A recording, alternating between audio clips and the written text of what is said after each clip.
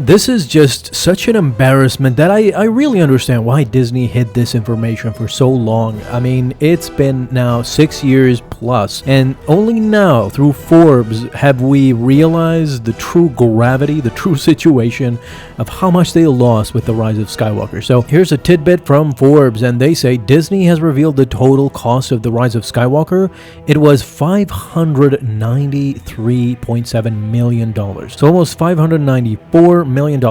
This makes it the third most expensive movie in history. What an embarrassment. Literally, what an embarrassment. And they say Disney is interested in another one of these, like, Rey movies. Is just spectacularly mind-boggling that Disney would even consider going ahead with this. They made the third most expensive movie in history, and it failed spectacularly. It just recouped the lost money, perhaps, because it did somewhat good in the box office because it's a Star Wars episode, but they can't rely on that anymore. And going with Rey again, and with this storyline that failed, with fans, with critics, with everybody, even those who were supporting the sequel trilogy could not support the Rise of Skywalker. That's how bad it was. Of course, let's not forget about the reports that Disney is desperately trying to bring back the male audience that they kind of lost with not only Star Wars, but with Marvel and all the things in between that they tried to bring in more female viewers. Now that seemingly it kind of failed, they want the Gen Z males to come back to Marvel and Star Wars. How do they do this? Well, I can guarantee you that they can't do it with another Rey trilogy. By what we saw in Star Wars Celebration 2025 in Japan, Kathleen Kennedy, although reveals that lacked any Daisy Ridley updates, coupled with Fantastic Four kind of flopping in the box office, and Bob Iger literally coming out, giving out a statement regarding this, gives me a clear path for the Daisy Ridley movies, the new Jedi Order movie, and apparently it is slowly being cancelled as with other projects. Hello there. Hello there, folks. Welcome. Today I want to convince you 100% that they are no longer moving on with any new Jedi Order or new anything projects. If you get a new in your title, people are not going to be interested. People are not interested in classic characters like the Fantastic Four and like Superman. So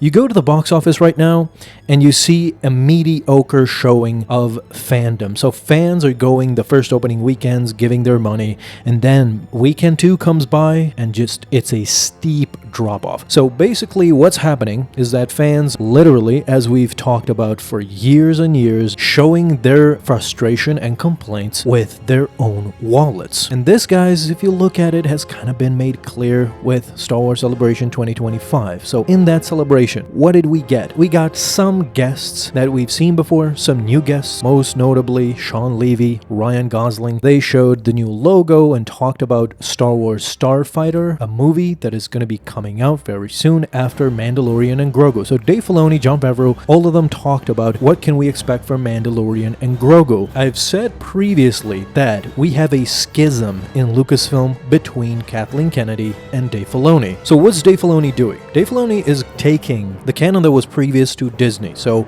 the canon, the EU of George Lucas and him. Don't forget that Dave Filoni was the guy who ingratiated all the Legends material back into canon with his show Star Wars Rebels, with The Mandalorian now. So a lot of stuff has made it into canon thanks to Dave Filoni. What has Kathleen Kennedy done? Kathleen Kennedy, as I understand their roles right now, she is only looking for new opportunities to work with new directors. She said this in an interview herself. She said that we're in a perfect position to just lend out the Star Wars IP to anybody who has a story to tell. I'm interested in working with those people creating new projects. What? She's literally telling you why the fans are so frustrated today, because you have a schism. You have Dave Filoni, who is respecting what is there and trying to expand on it. There is a lot of material. If it wasn't, how could Dave Filoni have come up with The Mandalorian? How can he and George have come up with The Clone Wars? This is a totally different genre outside of the movies. And now he is making his first own movie in Mandalorian and Grogu. So expanding on an original idea, but in-house, not going outsourcing out of it. New original ideas that basically will just tarnish Star Wars. It has been already proven that the true fans of Star Wars were the original ones who worked at Lucasfilm with George Lucas closely. These are passionate fans that want to create and expand Star Wars, while all these other types like J.J. Abrams, Rian Johnson, we know the nightmare fuel that they brought into Star Wars. It wasn't a collaborative effort at all. They just did what they wanted, and the sequel trilogy as a result suffered so badly that it's incoherent. If you go back and watch the sequel trilogy, it's an embarrassment. It's just an embarrassment. There's nothing more to add or to say to that. So let's set aside the fact that Kathleen Kennedy doesn't understand how to move on in the future with Star Wars. Now we have the diminishing returns of Fantastic Four and kind of Superman. The Superman movie is okay, is doing okay in the box office, but it wasn't what, the first movie in your relaunched franchise was supposed to be. It definitely is not going to be a billion-dollar movie, which these studios have come accustomed to being. Alright, so Bob Iger just recently came out in regards to the Fantastic Four movie and it not doing so well. He was kind of forced to come out and say, the more we can find and develop original property, the better. Of course, we are developing original property under the 20th Century banner and under the Searchlight banner, and look, you could even argue that Marvel continues to mine its library of characters for original property. Even though, for instance, there have been Fantastic Four movies before, we kind of consider the one we did an original property in many respects, because we're introducing these characters to the people who are unfamiliar with them. Fantastic Four First Steps successfully launched this important franchise into the Marvel Cinematic Universe. Classic Bob Iger, baby, a nothing burger. He didn't really say a lot, but if you read between the lines, this is what he is saying. So the Fantastic Four First Steps he is right, it did successfully launch. As I said in the beginning of the video, this is an illusion. What is happening now is that these are no longer pop culture movies, and we're getting to the basics of the problem. I don't think they can ever go back to that, because the leadership lacks an imagination, and they can't understand what the problem is. Why aren't people flocking to it? Marvel movies, and Star Wars movies especially, have completely lost their mojo. It's gonna be really interesting to see what Dave Filoni does with the Mandalorian and Grogu movie, because let's not forget, in 2026, when Mandalorian and Grogu comes out, it's gonna be, since 2019, it's gonna be 7 years since the Star Wars movie was released. If we compare Revenge of the Sith, for example, with The Force Awakens, that's 10 years, from 2005 to 2015.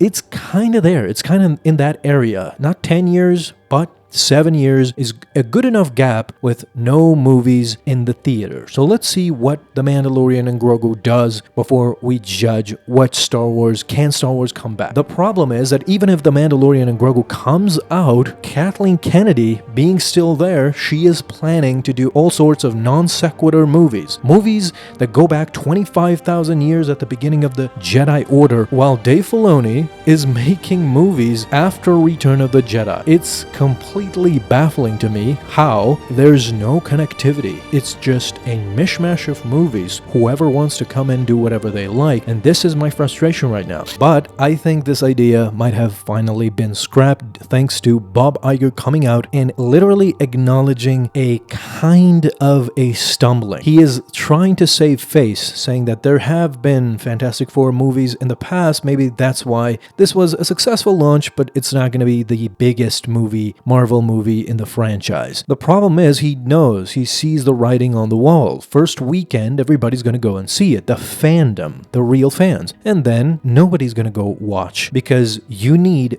the regular the regular people. The people who are not crazy fans, but will just go watch a movie because it's funny. It's interesting. This is why Deadpool and Wolverine worked. It's because Deadpool is a hilarious character to the normies. You have fans and you have normies flocking together.